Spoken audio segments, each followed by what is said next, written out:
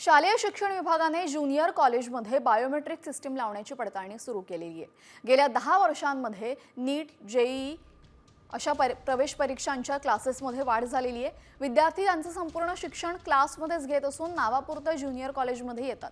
त्यामुळे आता राज्यातील अनेक कॉलेज केवळ नावापुरते उरलेत। त्यामुळे आता अध्यापनाची प्रक्रिया होत नसल्याचं चित्र आहे आणि यावर उपाय म्हणून ज्युनियर कॉलेजमध्ये बायोमेट्रिक हजेरी अनिवार्य करण्यात येणार आहे।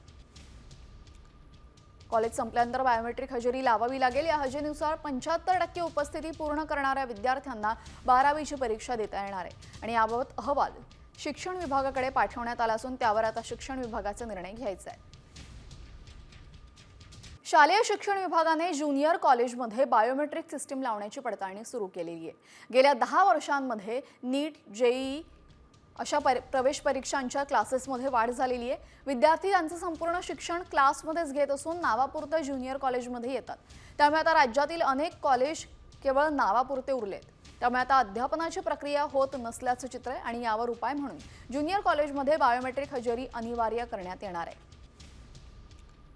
कॉलेज संपल्यानंतर बायोमेट्रिक हजेरी लावावी लागेल। या हजेरीनुसार 75% उपस्थिती पूर्ण करणाऱ्या विद्यार्थ्यांना 12वीची परीक्षा देता येणार आहे आणि याबाबत अहवाल शिक्षण विभागाकडे पाठवण्यात आला असून त्यावर आता शिक्षण विभागाचा निर्णय घ्यायचा आहे।